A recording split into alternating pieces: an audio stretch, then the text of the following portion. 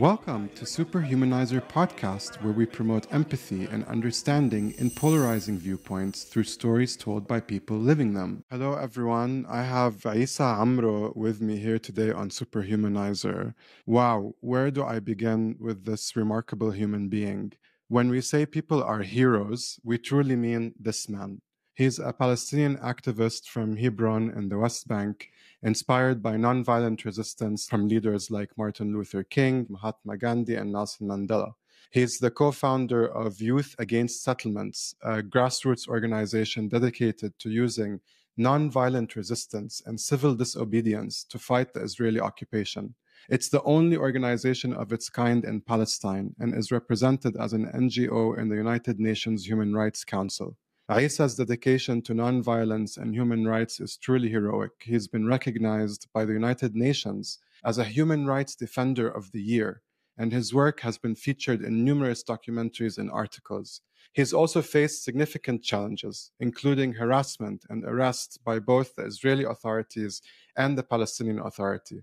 In 2023, during an interview, an Israeli soldier bust Issa on camera, which went viral. Through it all, he's still committed to peace and justice. Issa, we're so grateful you're able to join us. I know a lot is happening for you, including right before this interview. So thank you so much for being here. Thank you very much for giving me this opportunity to be with you. The opportunity and the blessing is ours. Thank you so much. Before I ask you about all the difficulty and challenges you go through in Palestine, I want to start just a little bit on a positive note to know you through your love of Palestine. So I'm going to ask you, what's your favorite thing about being a Palestinian? All my life is positive because I'm a Palestinian. I'm very proud that Palestinians are steadfast, remaining, staying in their land and keeping their land, keeping their optimism, their hope for freedom and justice in spite of the Israeli oppression and the Israeli apartheid.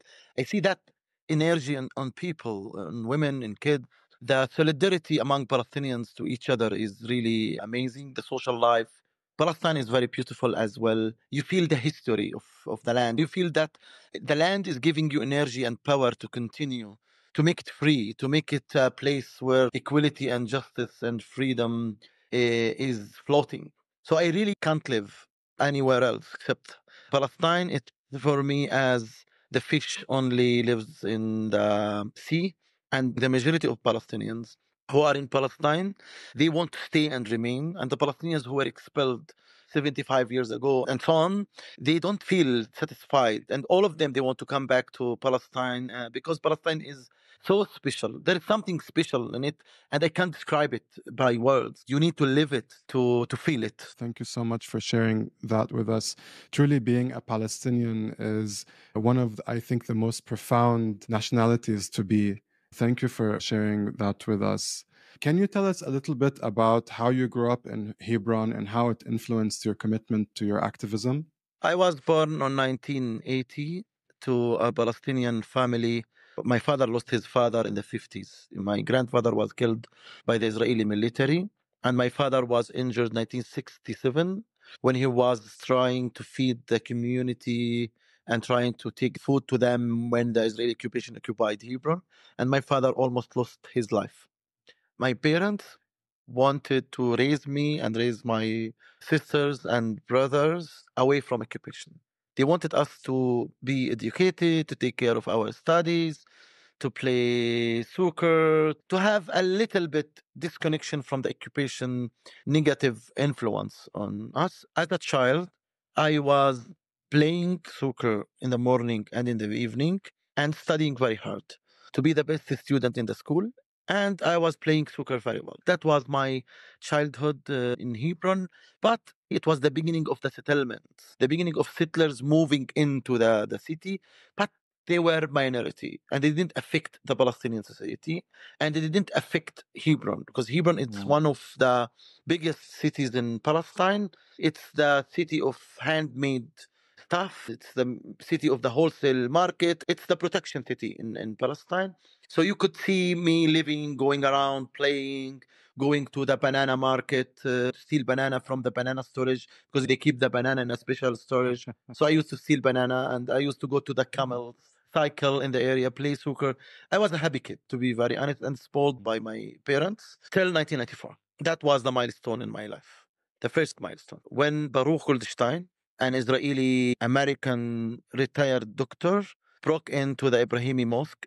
He killed 29 Palestinians and hundreds were injured. I am a very peaceful child. I didn't know much about the occupation. My family only talks about physics, math. This is what we were talking about.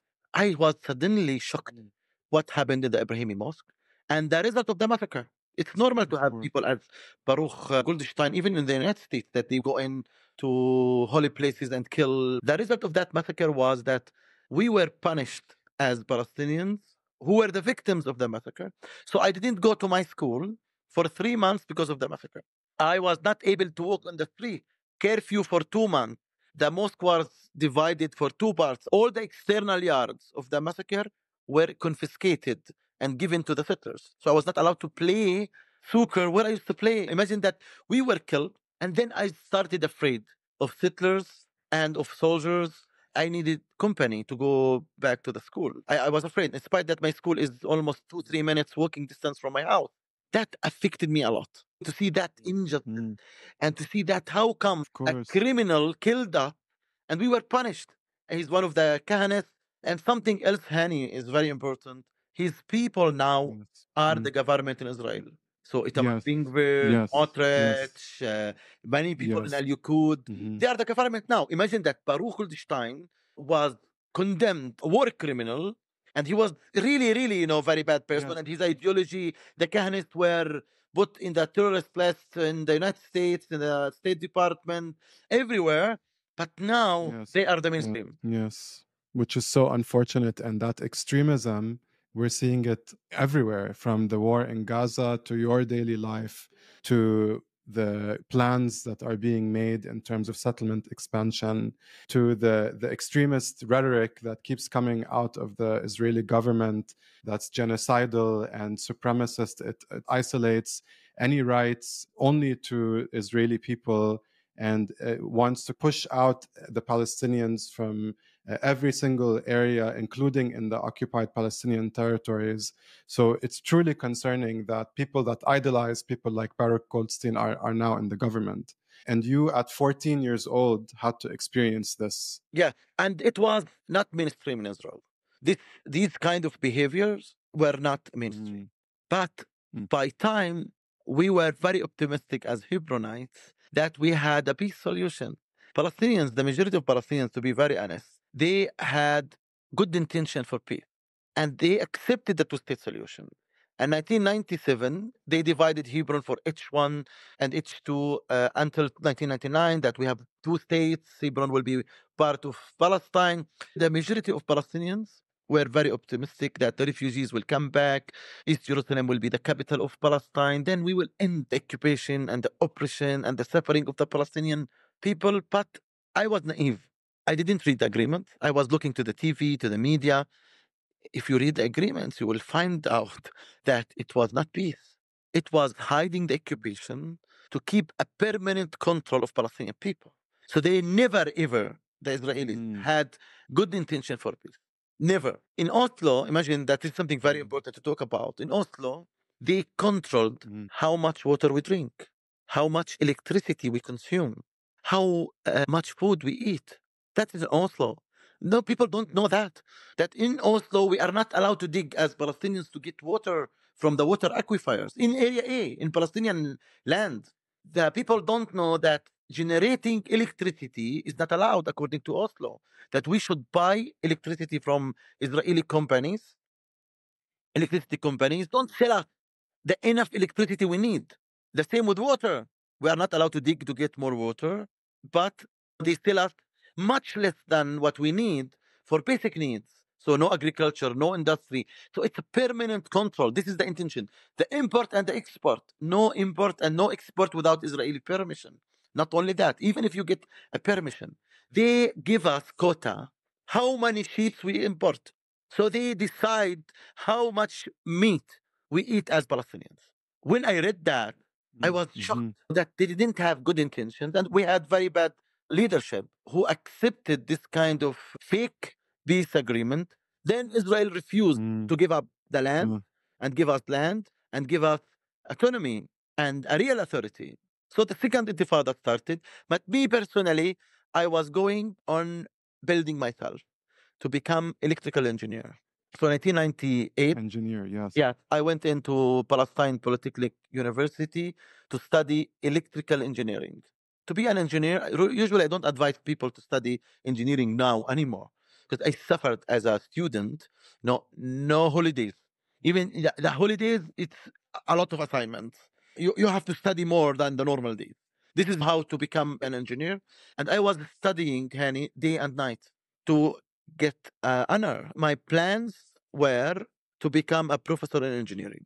That was my personal dream. And I was doing it. I was getting good marks and I was doing very well. The second intifada started. It didn't stop me. I continued my studies because my main focus, my main goal was my educational degree. I wanted to go on master's and PhD and to become a professor. That was me. This is how I wanted to help my people, to build myself, to serve my people. It's not only me.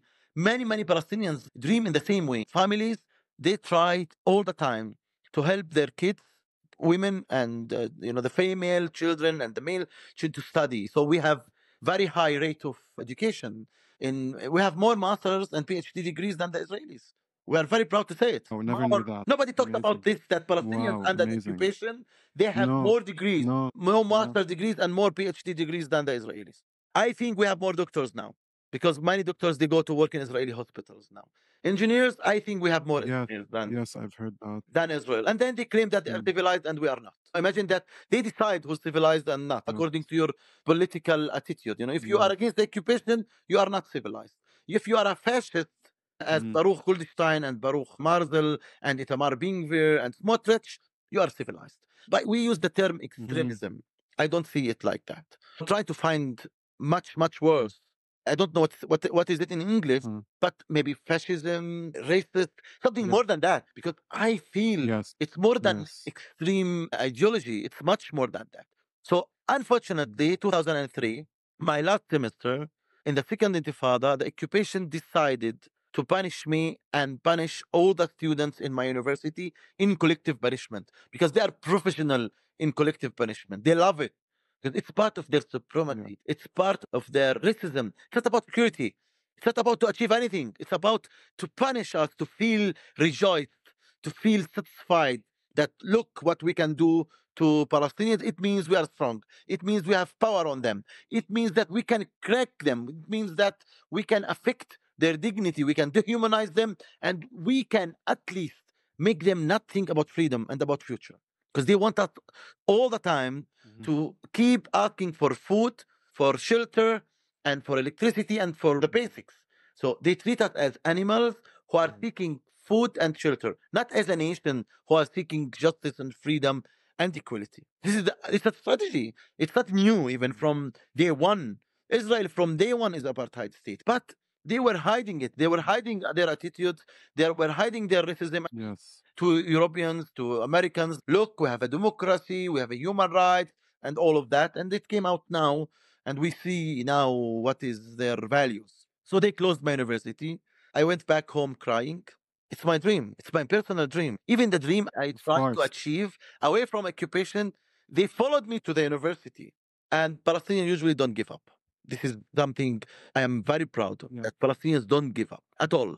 So I went and I searched, it was Yahoo, how to make a revolution. I wanted to make a revolution to get my degree, not to end the occupation, to be very honest with you. Luckily, what came first to me, I was ready to do anything.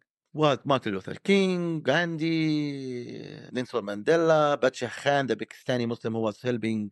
I got a lot from him because, we are a Muslim society and I wanted, how to talk to them in their language, to the students. I came back to the students after 2 weeks with an idea.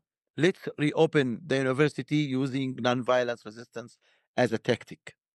This is what we can do. After a few months of protesting and campaigning, we won. And I graduated as an activist and as an engineer. That was my turning point. So from 2003 till now, I do both engineering and human rights activism. Sometimes I do more engineering to generate income, and sometimes I do more human rights, depends on the situation. But I do a lot of human rights these days, especially in the last year, because the situation is really, really hard.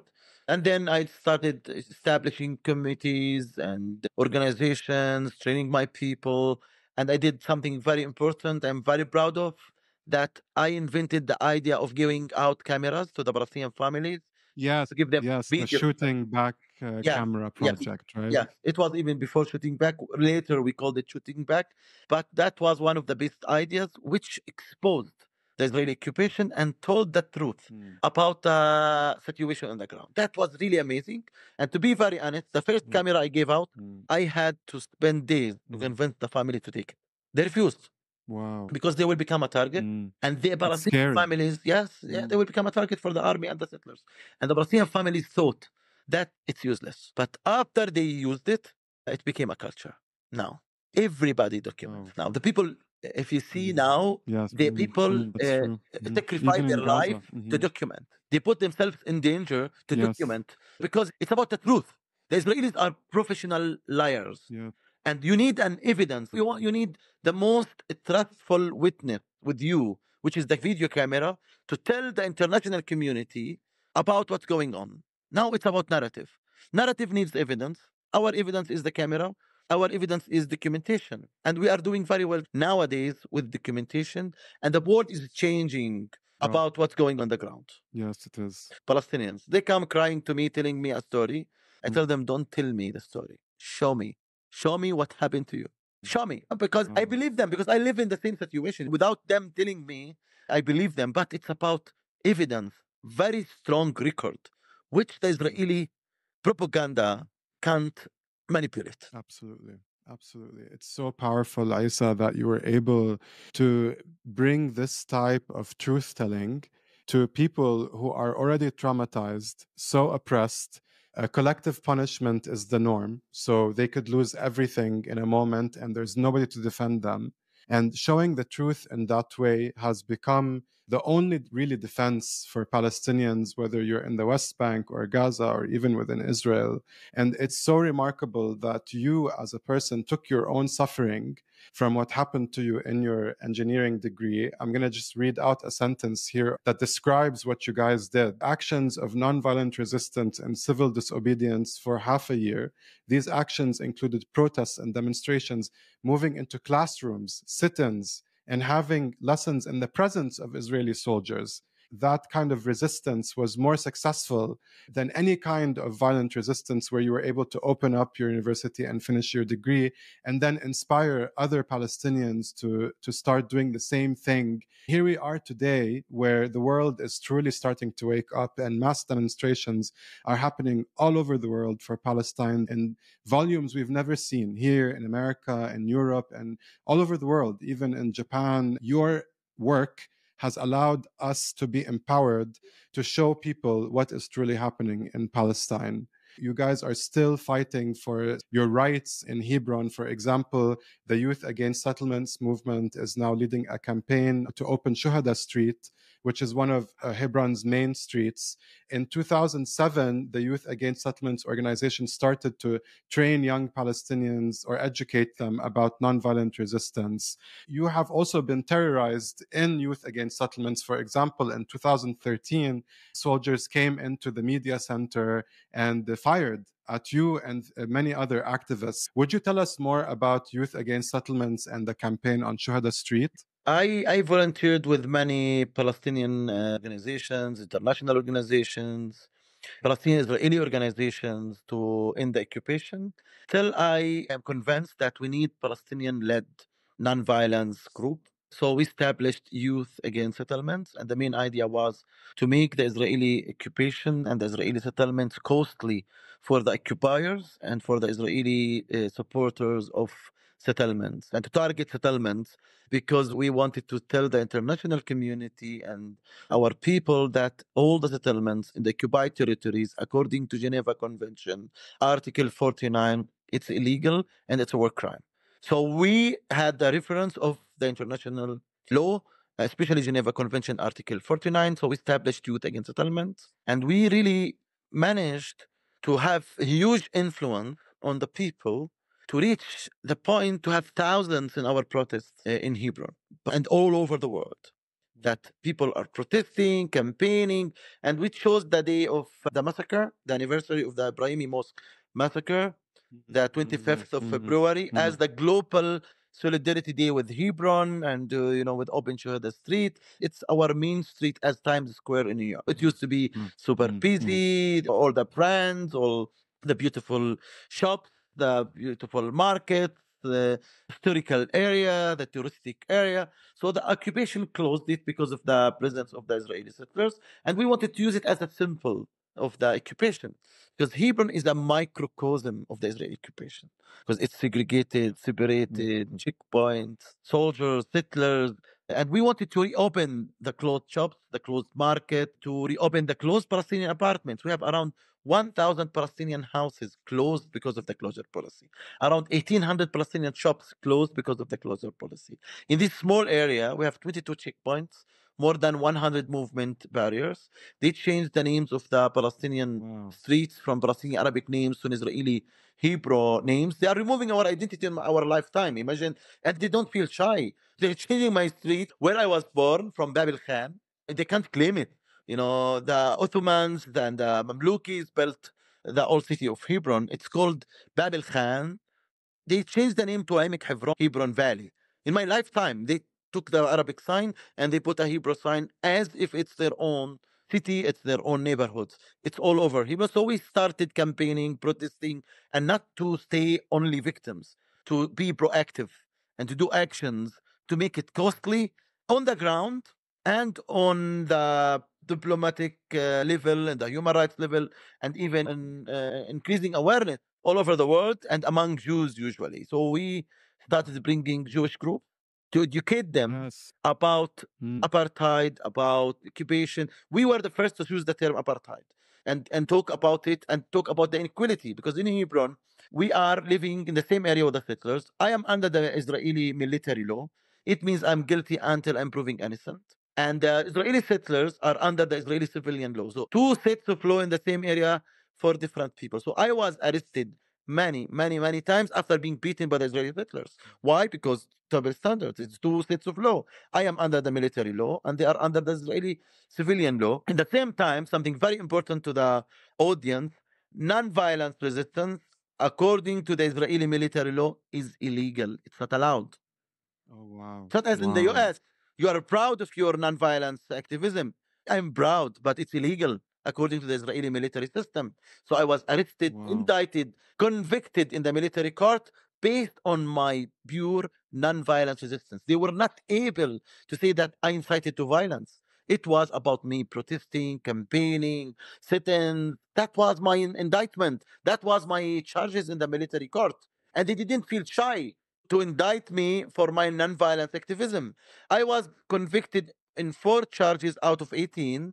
I was first convicted on 6, then reduced to 4.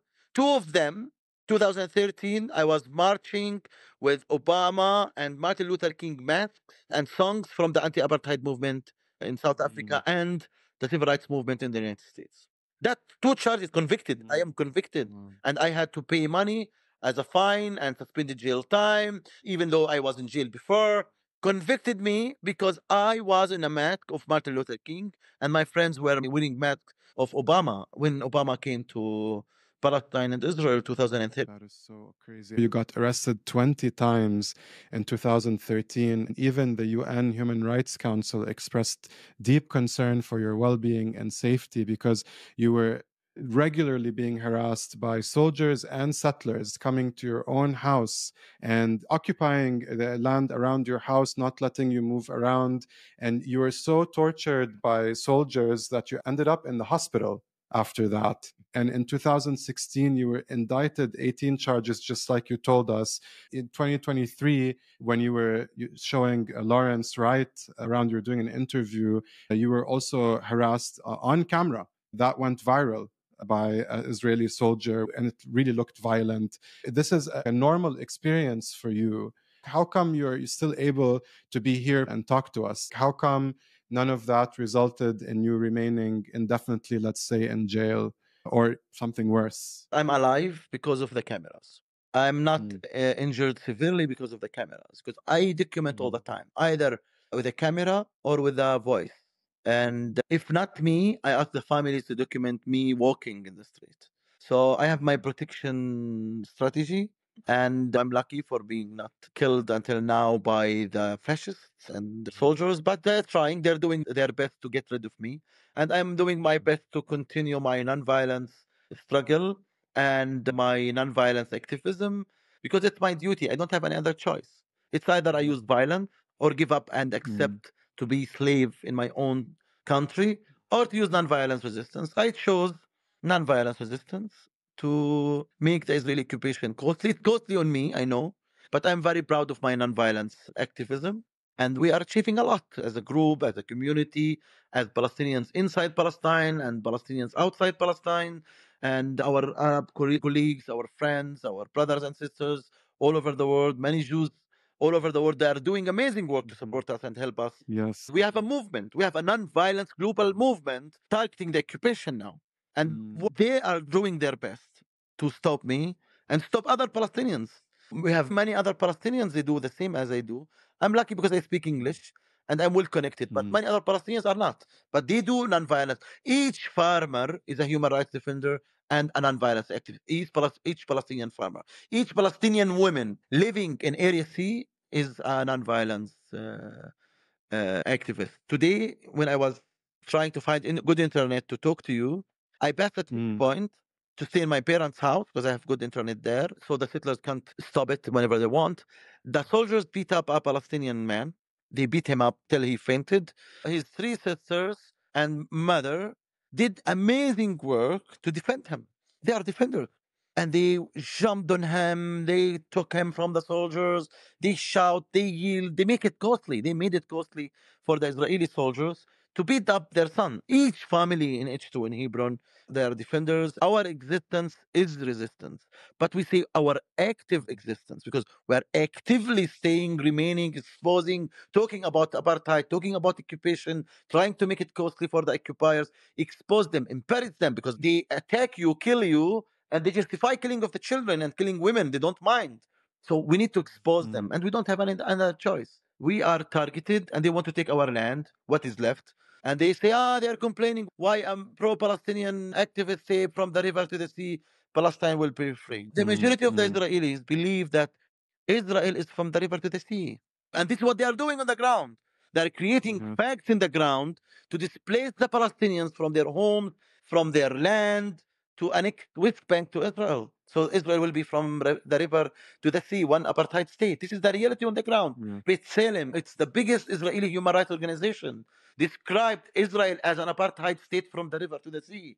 Human Rights Watch, Amnesty International described Israel as an apartheid state from the river to the sea. Many Jewish scholars, many Jewish activists, many Jewish authors, writers, they described Israel as an apartheid state from the river to the sea. So what's wrong that we want freedom all together, Jews and Palestinians, Israelis together to live in one state with equal rights? What is the problem with that to call for it? It's either two-state solution. The solution. Yeah, if it's either two-state solution according to the international law or one-state solution with equal rights for everybody. Yes, absolutely. Yes. Yes, and that would be the most, in my opinion, that would be the most just and fair solution is equal rights for everybody on that land. It corrects on some level the historical injustice, the moral flaw that led to all of this. When you spoke about that assault that happened, you didn't blame the soldier. You blamed the normalization of anti-Palestinian hatred within the Israeli military and Benjamin Netanyahu for pulling verbal triggers of incitement and denying freedom for Palestinians with his politics. And that is really what's stopping any kind of solutions, any kind of freedom and equality. I love that you clarified for our audience that from the river to the sea, for a Palestinian, you are somebody on the ground in the West Bank who's been doing profound work. And to you, from the river to the sea means equal rights for all and sharing of the land, not getting rid of or genociding another population, which here in America, it's almost becoming illegal to say free Palestine from the river to the sea, because that's the understanding which is so wrong and it minimizes the apartheid reality that you're living. Thank you for explaining all of that to us. You've obviously been harassed by the Israeli authorities, and I know you've also been arrested by the Palestinian Authority, and it seems like also the Palestinian Authority has not been your best ally. In one violation, they said that you violated the new electronic crimes law, and really what you were doing was denouncing on Facebook the arrest of a journalist that was calling the resignation of a PA head, which is a freedom of expression, especially in journalism. And that charge was widely condemned by human rights groups and international organizations. It even led you to meet Bernie Sanders. And there was a letter that was signed by 3 US senators and 32 congressmen, as well as advocacy from Amnesty International, so that those charges would be dropped. Can you tell us a little bit about that experience? Palestinian Authority can't be described Palestinian Authority because they don't have any authority. It's fake. Israel is the only authority from the river to the sea. And the Palestinian Authority, unfortunately, with all respect to many good leaders in the Palestinian, they became a subcontractor of the Israeli occupation. And there is no democracy, dictatorship, which we don't want as Palestinians. We don't want to end the occupation, to be trapped with corrupt dictatorship. So I really try to make it costly for the corrupt Palestinian leaders who are supported by the Israeli leaders and supported by the American administration. We complain all the time. I met many important figures all over the world and complain all the time that don't blind support the occupation. And I'm sure that Israel can't maintain the occupation for that long without the blind support from the international community and especially from the United States. And don't blind support the Palestinian Authority. We need a real authority with democracy and with human rights and with zero corruption. It's our right as Palestinians living under occupation. I don't want two occupation, Palestinian Authority and then the Israeli occupiers. So this is why I was arrested. This is why I am targeted by the Palestinian Authority. But in the same time, it's about the system. It's not about individuals, because you will find very good Palestinian leaders. Unfortunately, until now, they believe in the PA. But as we see now, they are powerless. They are really disabled. Mahmoud Abbas is too old to lead, too old to give us the minimum feeling of dignity, and his leadership is expired. This is the truth. And we want democracy to choose another leader. And I will vote for a secular leader. I will not choose a religious leader. Wow, Many Palestinians, amazing. we should be free to choose new leaders. But unfortunately, Israeli leadership and many countries who have very strong influence on the Palestinian Authority and in Palestine and Israel, they don't want a new election. 2021, we were almost there to change our leadership. It was cancelled because of pressure from the Israeli security forces, the occupation forces, and from the American administration. They don't want new leadership. They don't want young leadership. They want us to keep the old leadership. There are many good ones, but they don't have influence. We have one show man, and he's really misleading us. What I told Blinken in 2021, I told him, let's reform PLO and bring Hamas in PLO with a presidential waiver. Then PLO will represent all the Palestinians with election. And then we will have a political solution with Israel. They closed their ears. They don't want to listen. Now, the only solution is that everybody is talking about bringing Hamas to the PLO, have a political solution, and political solution is the only solution. Yes. And security measures of Israel failed. October 7th showed that security can't be maintained with walls, be maintained with fake high-tech technology and all of that. It only can be maintained by mutual security for everybody from the river to the sea, and with full equality and with peace and with full recognition of each other as human being first, regardless of our religions. Diversity is an add value for us, all of us. We, the Jews, the Israelis, and Palestinians, can build an amazing state with equality and with justice. And whenever I meet Jews and I meet Israeli peace activists, I say it loud: we can reduce anti-Semitism in the world if we have real good peace here.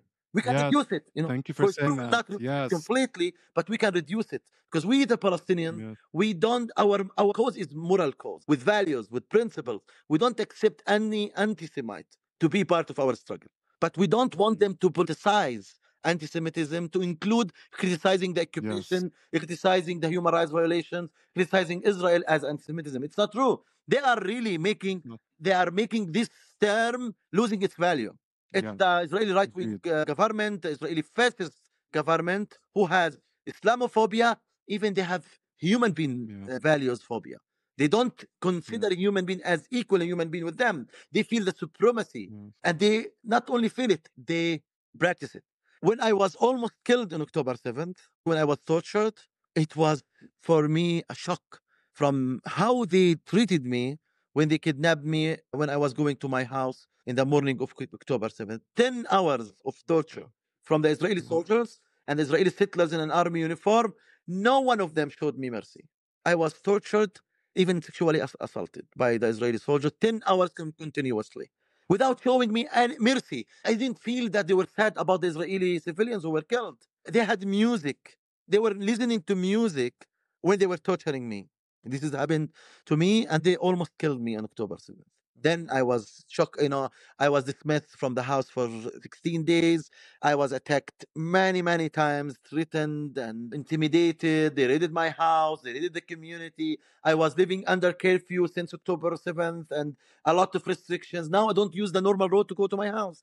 I use maybe 3 times more distance to reach my house, passing the checkpoint, carry my stuff in my holder. It's crazy. Not only me, the whole society since October 7th. Despite that, we live in restricted area. They added more restriction on the old restriction. I'm lost for words, honestly. I'm so sorry that that is your reality. I'm so sorry that on top of all the awfulness that we're seeing happen really since 1947 and now since October 7, that this is also your reality, torture, restriction of movement. I know that there's 500 checkpoints in the West Bank and different roads, and all these settlements separate all your communities in a way where you can't even access each other because there's walls around these settlements, and then there's the checkpoints that stop you from moving around. And it's really so awful that instead of you achieving justice for what happened to you on October 7, and every time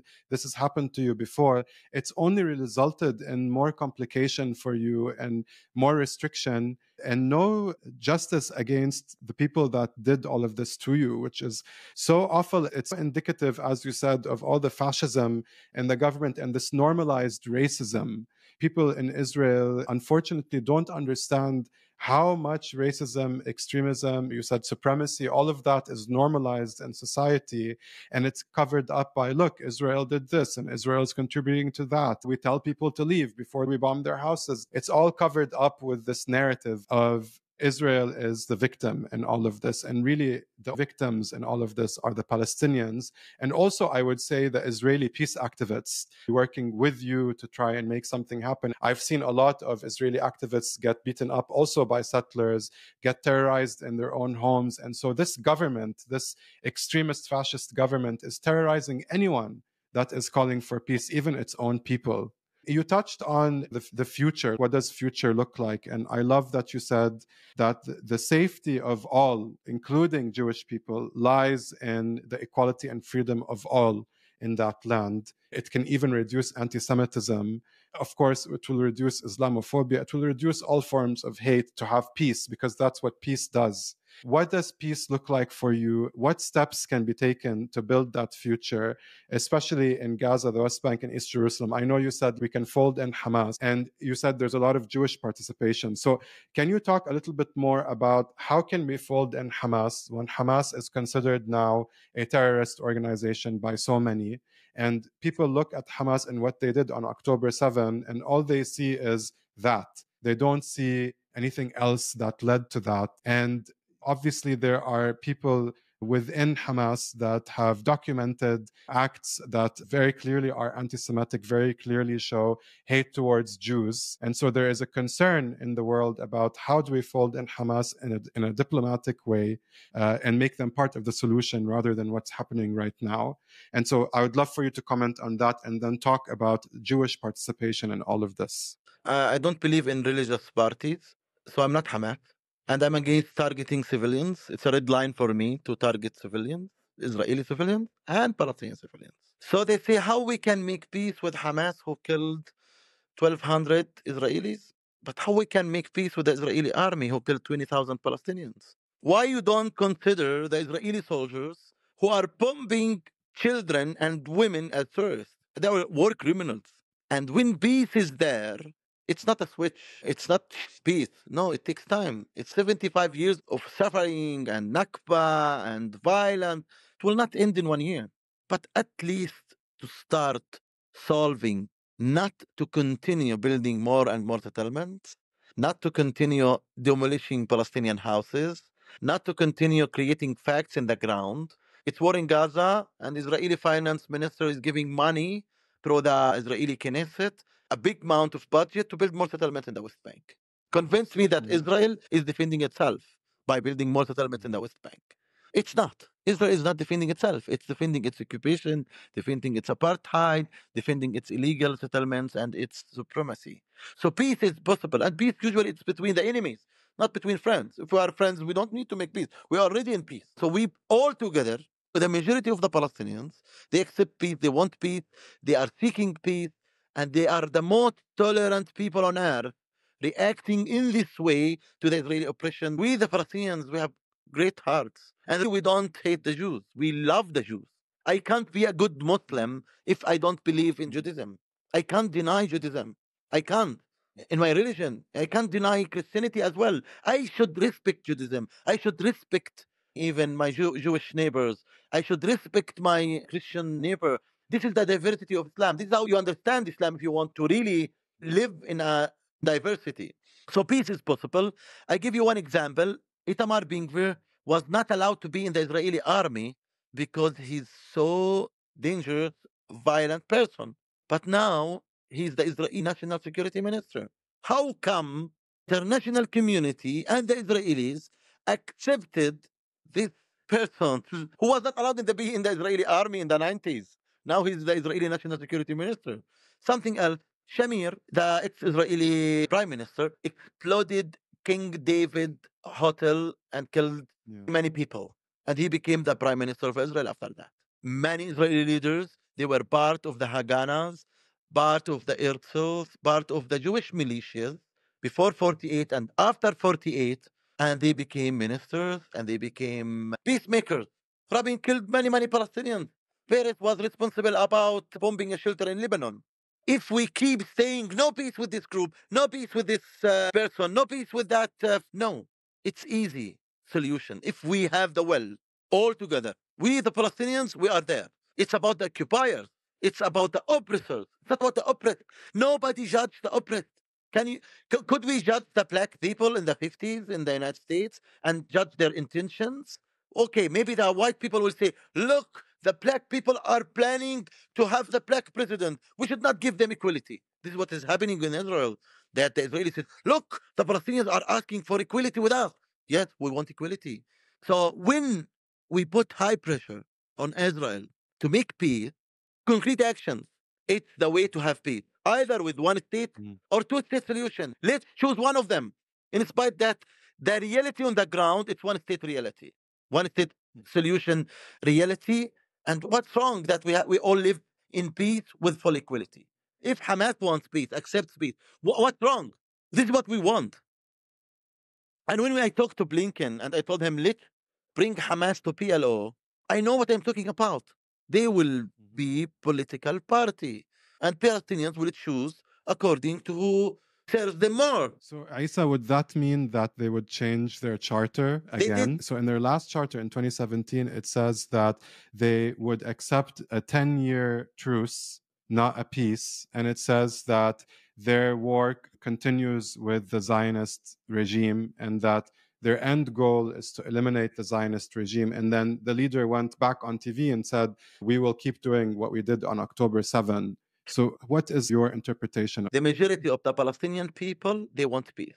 If we have a referendum with equal rights, with 2 states, according to the international law, refugees come back, East Jerusalem is the capital of Palestine, full autonomy and authority of Palestinians, that's acceptable with one state solution. It's acceptable for the majority. It will not be 100%, Hani. 80% is great Yes. of the Palestinians. But who's refusing the solution and the peace? The majority of the Israeli leadership now. Even Labid Right. said, what are you talking about to the American administration? Two-state solution? So what is the solution, Labid? To keep sieging Gaza, to keep the occupation on the Palestinians, to keep stealing the Palestinian land, and you get support from the international community. You are very weak alone. But with the support of the international community, you act as heroes. And then you tell the international community no to give Palestinians full equality and full equal rights. Hamas is not a problem. The problem is the occupation. So if we remove Hamas now, okay, remove Hamas, throw all of them to the sea. Will Palestinians have equal rights? Will Palestinians have a just peace? Hamas is a new party, born in 98 almost. So what's going on? What was happening before 1987? Hamas didn't exist in 1967. Hamas didn't exist in 1948. So Hamas is not the problem. In spite that, I will not vote for a religious party. Me, Issa, okay? But that is my own right to choose whom I want with full freedom. I'm talking about the majority of normal Palestinians, the mainstream. The majority of Palestinians don't believe in parties anymore. They don't believe in Fatah. They don't believe in Hamas. Before October 7th, they were infamous, both of them, in West Bank and Gaza. But it's about rights. It's about people suffering under the occupation, under apartheid, under supremacy. This is mainly what's going on. If the Israelis says, okay, we'll freeze the settlements, we'll stop building settlements, we will dismantle all the checkpoints in the West Bank, it's gradually, in a few years, we will have a common ground for peace. But since the establishment of the new government in Israel, Hawara, pogrom, Tormosaya pogrom, South Mount Hebron, pogrom. Every week we had a pogrom in the West Bank in the last year. Nobody's talking about that. Nobody's talking how the Israeli soldiers in East Jerusalem treated the Palestinian women and the children. The people don't know that I'm not allowed to have a permit to go to pray in Al-Aqsa Mosque. I'm not allowed. Why? Because I'm a human rights defender. They don't know that to go to my house, I pass 2 checkpoints with soldiers who are 18, 19, 20 years old. They are doing whatever they want according to their political attitude. They give me hard time according to their political attitude without any accountability. So what I told Blinken in 2021, I was very honest with him. Without concrete actions to punish Israel for its occupation, for its apartheid, for its illegal settlements, they will continue. Why? Why to end the occupation if they make profit of the occupation? Exactly. Yeah, exactly. The first step towards peace is dismantling the occupation. That has to be the first step. That cannot continue in any way, shape, or form. And everything from there can be a domino effect over several years. All kinds of solutions can be proposed related to the settlements, related to the discriminatory laws, the apartheid laws. But first of all, occupation has to be dismantled. Palestinians have to be able to make their own decisions and to be able to voice whatever they want to voice about how they want to live and who they want to lead them. And that's where we need to begin. So thank you so much for saying that. And Issa, everything you've been saying is blowing my mind. What do you think the international community can do for you? What would you ask of us? To protect the Palestinian right to resist the occupation peacefully. We don't have very strong Palestinian non-violence resistance because we are not protected. We are targeted and we don't have the capability to continue because you are under, I can't describe it, pressure, under very hard life. Your life become impossible if you are a peace activist against the occupation. They target your food. You will not be able to feed your family if you try to expose the occupation. So I want the international community, especially the American people, to act according to their principles, according to their morals, and be creative with non-violence ideas how to make the Israeli occupation and apartheid costly. First, they should educate themselves more, understand the situation more, to enrich in their knowledge, because it's not easy to fight their Israeli propaganda. Then to see how we can increase awareness among Jewish people in the diaspora. This is something very important. Figures who are supporting Israel blindly, politicians, media should play a different role in the world, especially in the United States. Tell the truth, to have more Palestinian voices. We should boost Palestinian voices more. We want American people to hear more Palestinian. I told Blinken, I don't want Palestinian-American relationship to be via CIA. I want it to be via the State Department. I want it to be via civil society in the United States. This is the relationship between Americans and Palestinians because we love the Americans. My hero is Martin Luther King, and many American figures are our heroes, and Palestinians love Americans, but we hate American blind support to Israel. We hate it. So we want an American relationship and even international good relationship with the Palestinians, understand the Palestinians' reality on the ground, and see us as a human being and be creative. Something very important. Be creative and act according to your expertise. If you are a doctor, you can support Palestinian doctors, have partnership with Palestinian hospitals. If you are an engineer, you can build and if you are a journalist, if you are an influencer, you can do a lot to help Palestinians and Israelis to live in peace with full equality and with justice and freedom. This is how we can have the will and be optimistic. And unity is very important. Fragmentation and disagreement with people. Me and you now, we maybe disagree in 20, 30, 40%. It's okay to have differences, and diverse societies are much, much stronger than one side society. This is how we have different ideas. This is how human beings are born. Brothers and sisters don't have the same ideas these days. So let's respect each other as human beings and act according to that with creative ideas to make the change. Silence means you are biased with the oppressor. So you choose what you want to be a defender, an offender, and supporting the occupation, even if you are silent. And I chose to be a defender. I hope that all the listeners choose to become defenders and change the reality in the United States, all over the world, and Palestine and Israel. I hope so. That advice is so profound, actionable. Each of us, wherever we are, whatever we're doing, we can contribute in some way. We can talk about it. We can advocate for nonviolent resistance. We can follow in your footsteps, Issa. You showed us how to resist and advocate for your freedom by all the acts that you did. It's really no surprise now, after hearing all of this, that the UN named you human rights defender, and you are inspiring us to also be human rights defenders. So thank you so much for sharing all of this with us. I know that you are currently mourning people that are close to you. You've lost people. You yourself are not in a good space at all emotionally. You still came on and you talked to us and you said so many truths and even controversial things for you to say where you are and to share with us all the difficulties that you're going through so that you can inspire us to do more for Palestine and for freedom of the Palestinians. Thank you so much for being with me here today. Thanks to you for what you do, Otto. Thank you. I'm going to end our time together with a little prayer. May all beings everywhere thrive in peace and dignity and share in all our freedoms.